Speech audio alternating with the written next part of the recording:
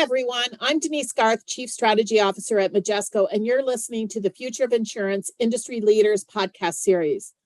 Follow along as I interview the best and brightest leaders in the insurance industry and insurtech landscape to bring you the latest in digital transformation, innovation, industry trends, challenges, and opportunities, as well as next-gen technologies. We use our experience to anticipate what's next without losing sight of what's now. Stay tuned to find out your next now.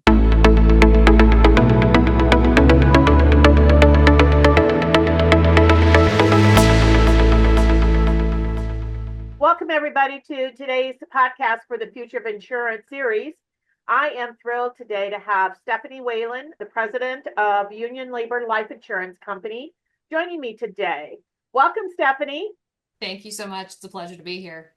We're thrilled to be partnering with you. You know, one of the things that I always talk about in this industry, it's a small industry, it's like a small community, and everybody kind of knows everybody. But I often find that we've got a lot of new people entering into the industry. And so I think it's really helpful for those entering into the industry or don't really network as much as they probably should to really get a sense of the background of everybody. So if you could just give a little bit of background on yourself and your role at Union Labor Life Insurance Company and our partnership. Sure. Thank you so much. So as you said, I am the president of the Union Labor Life Insurance Company. So I've been there over 27 years this April, which is unbelievable. Wow. I've done pretty much every single position that we have there within life and health, with the exception of actuarial and underwriting. They don't like me to get too close to the numbers sometimes, which is interesting leading up a company. But we've been a company that's been serving the labor movement since 1927. We specialize in life and health and stop loss products, specifically designed for union members and their families. So my day-to-day role is just driving growth and innovation and operational excellence. I'm born and bred in operations, so it's close to my heart. And our partnership with Majesco has really been pivotal to us being able to deliver and modernize our technology and bring forward a smarter working pattern, if you will. I always tell people, work smarter, not harder. Isn't that the truth? It's so important, particularly these days when we have a lot of new employees joining on, which I know is going to be one of the areas that we talk about. So you guys have a really rich history, and we obviously are also partnering with you guys on the P&C side that you're using our core platform, Intelligent Core on the P&C side. Share how your history relates to your transformation journey strategy and the components of that program.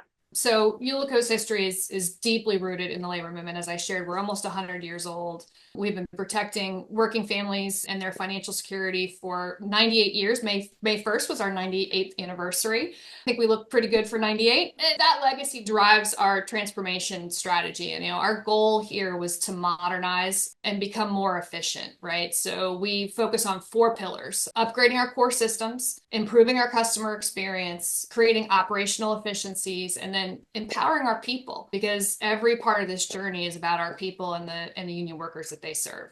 It's really interesting, those 4 pillars, Stephanie, because they're all related. I think a key part of that transformation program was the technology and the partner that you selected, because really those core systems really kind of enable or empower the other 3 pillars that you're talking about. And in particular, I think the Intelligent Core that you guys are using from Majesco.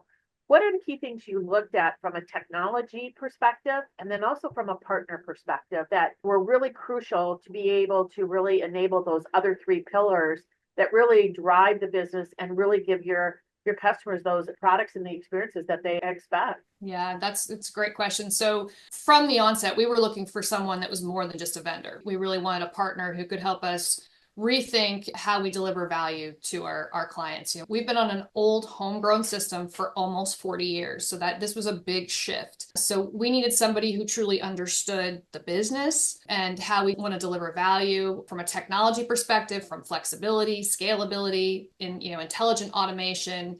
All of those things were non-negotiable items. We had to have those. So we needed someone who truly understood our business model and could grow with us. Majesco brought not only the technology, but the collaborative mindset and the expertise in the insurance industry, which was critical to us being successful. One of the key objectives for your transformation and your pillars was really around your employees. You and I talked a couple of times, and we talked about, and you mentioned it up front, employees working smarter, not harder.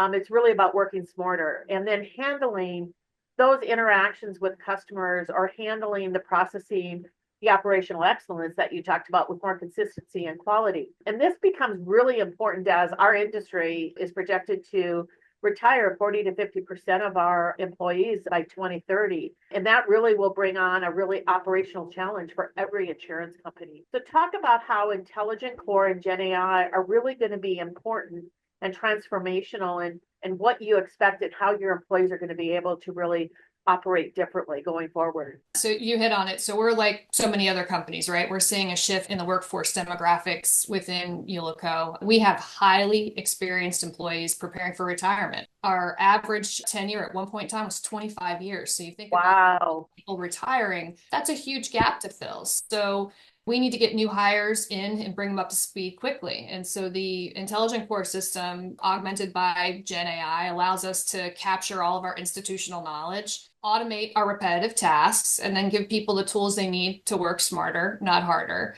So, and it's all about consistency and scalability. And I think that's key to us to not lose momentum as our workforce evolves. And I expect these tools and many others to play a key role in our training, our customer service, and our decision making. But I think the key that I've shared with my team is this AI, any AI that we bring in, is not going to replace you. It's going to enhance you. It's going to allow you to, as I've said, work smarter, not harder, and maybe even allow you to spend some focus on some areas where you can blossom versus just being in the repetitive rote tasks. One of the things it kind of relates to, I was just reading this morning an article, obviously a different segment of the industry, but Geico and Berkshire Hathaway had their shareholder meeting this weekend. Ajit Jain, who heads up the insurance business with Warren Buffett, had a conversation around how they were kind of competing on the P&C side. And one of their competitors looking at their different ratios. And one of the ratios that was a real differentiation between them and Progressive, obviously loss ratios are important because that really gets to the part of underwriting excellent, processing claims efficiently, but it was the expense ratios. And there was a 10-point differential between them and Progressive. And it really tied to empowering their people to do a lot more smarter and faster what maybe other organizations are. And what that ultimately will do is it really drives down, it improves profitability, but more importantly, it'll help from a pricing standpoint. And I think that's another aspect that I think operationally, when you talk about operational excellence, is how that can really help you do things more effectively for your employees, but it's also what can it deliver back to your customers. Wouldn't you agree? Absolutely. Yeah, for sure. I mean, that's efficiency is the name of the game, right? Nobody wants to wait any longer. We're a generation and a society now that wants it instantaneously. And so if we're not able to deliver that from a business perspective, that's going to put us behind no matter what our pricing structure is or our service. It's about speed. Transformation, the word's been around, the transformation programs have been around for a couple of decades now, but a big part of that transformation is just change management. And it's really embracing change rather than fearing change. And boy, for your employees, that have worked with this homegrown system for 40 years and your average employee is at 25, that's a big deal, that change. Going from your green screen to this kind of modern intelligent solution. What have you done to be able to embrace this change thinking and embracing it for your employees? Well, change is hard, right? I think that sums it up. Change is hard. So, especially when we're moving from a legacy system that people have relied on and been comfortable with for decades. So, we've approached it by really trying to over communicate, involve the employees in the process, make them a part of the progress, even though we kind of drag them sometimes kicking and screaming because change is hard. We've been providing them hands-on training. We've offered lots of Q&A. My CIO and I have brought both the IT and the business teams together quarterly and literally just let them have their day with us, right? I joke, I'm like, if you guys want to curse or you want to yell or you want to, whatever you want to do when it comes to this change in the system, let's do it now. And so we can move forward. But we've been very clear all along that this change and this transformation is not about replacing people, because I think that's a fear whenever you have any kind of change, but it's really about equipping them and allowing them to work more efficiently. And I think that message has helped us shift the mindset a little bit more from fear to opportunity. We're like in the final stretch. We're round and third headed to home when it comes to implementing the system. So I think there is still a good amount of fear and uncertainty there. We're doing everything we can. And I roll up my sleeves. I'm like, look, I'm in it with you too. This is not going to be easy for me. I'm used to being able to get data a certain way. And now I have to change my mindset. So it's not just you all, it's me as well. Lead by example. Exactly. So as you look forward for the business with the foundation you're putting in place, both with your operating model and now your technology foundation, what's next for the organization that is really kind of exciting for you, that this will provide that foundation to really drive growth and a new era for the organization and your customers? We're laying the foundation. It's totally not, the concrete's poured, it's not dry yet, but the focus is really going to be on growth and innovation. We're looking to be able to have new product development, expand our digital engagement, ways to bring more value to our labor partners. With the new system in place, we're going to be able to get products to market faster, we believe, and be more proactive and more proactive with our clients, more competitive with our peers, and just be able to expand our direct to consumer model. That's something that, Ullico is known for institutional coverage, but we do have an individual model base. And so we want to be able now, with this flexibility and speed to market, to be able to really offer more of that to our direct to consumer world and get them to know Ullico and what the products are that we offer. That's one of the real values I know that you guys really liked about Intelligent Core Solution, is that we could do the institutional from a group and benefits perspective, but you could also do the individual, that it was all on the same platform. So you can kind of keep those customers as they may leave the company that they're working for. You can still serve them on an individual level, or you can be offering them, worksite type of insurance. But it really aligns to the different demographics that we're seeing in the marketplace, where workers today aren't necessarily going to stay in the same company for 20, 30 years. They're going to move between companies, and you want to keep those. And I think that's a real value from a different way of approaching it. Would you agree, Stephanie?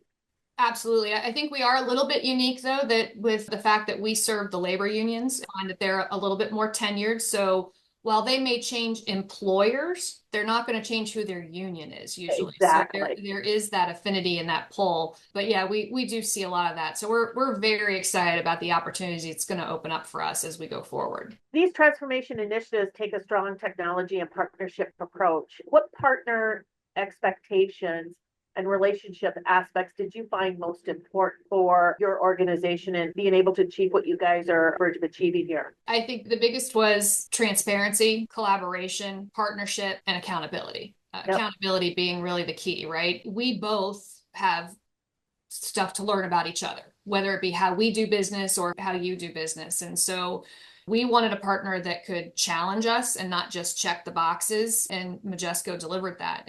Part of what I shared with my team, when you're coming off a legacy system like we're on, the habit is to build it the way that you have it. Well, what's the point in building it that way? What you have is working fine. You want to build it so that it's going to be more flexible, more efficient. And so that requires us to make sure we're partnering with you and that we're taking, I call it out of the box. We have to do a lot of out of the box stuff, Yep. Right? Customizations come later. Let's look at the out of the box and change the way that we look at things. It goes back to that change is hard piece, right? So I think for folks beginning this journey, I'd say be really clear about your goals, not only to your partner, but within your own business unit, because I think that that's key. It's about that communication.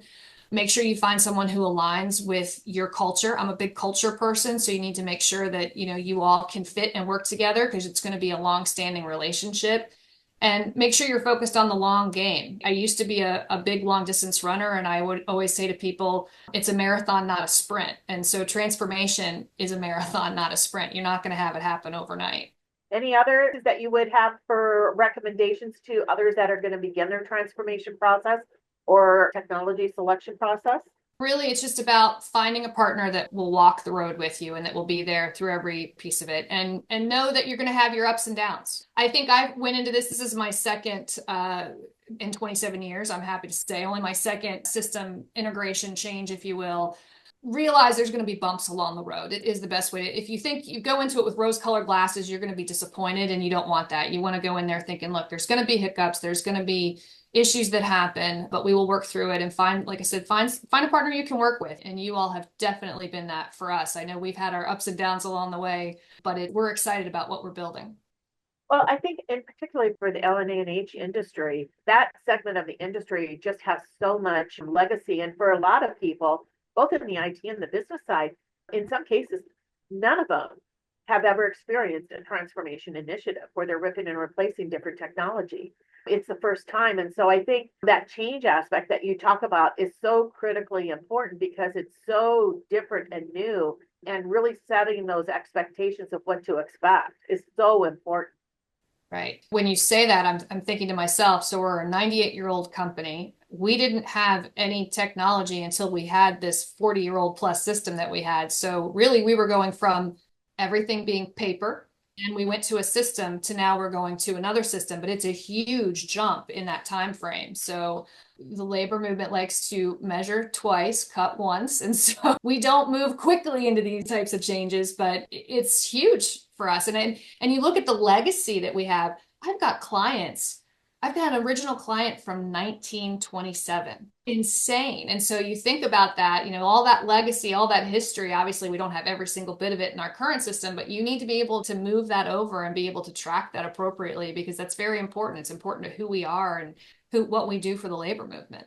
Exactly. So, Stephanie, I like to always end the podcast with this same question, and it's always fascinating because there may be variations, but typically those variations are unique. With over probably nearly 100 podcasts, everybody's kind of approached it differently. So if you could pick one word or phrase to describe the future of insurance, what would it be and why? Oof, that's a tough one because there's so many words. I would have to say empowered because with the right tools, the right people, the right mindset, I can empower my teams, I can empower my clients, I can empower, my members, my insureds, and our industry can meet whatever comes next because we've been empowered. We're going to be able to work smarter, faster, and stronger. I'm very excited about the future. Oh, I am too. And I think looking back at the last 30, 40 years, particularly in the life industry, I think we're on the verge of some real opportunities for real innovation to really meet the unique needs of customers and based on the changes in demographics, based on the changes of risk and just the changes in what it is that they expect from us to help manage their lives in a much better way. Absolutely. I'm very excited about the opportunities that we're going to have to be able to meet people where they're at. For a very long time, we've simply, in the individual space especially, we've only sent mail. And now we're going to be able to have technology that's going to be able to allow us to meet the people where they want to be met, be it mail, be it email, and we're going to be able to deliver their products much faster and a better quality. So it's very exciting and empowering time. I guess that's going to be my word of the day, maybe even the week, is an empowerment. All right. Well, that sounds good to me. Well, Stephanie, thanks so much for the partnership, for the conversation today. And I'm looking forward to further conversations with you in the future. Absolutely. Thank you so much. This was so much fun and it was a pleasure. That's it for this week's episode of Future of Insurance Industry Leaders podcast. Subscribe to our market-leading podcast series available wherever you get your podcast from. Thank you for listening and be sure to tune in the next time.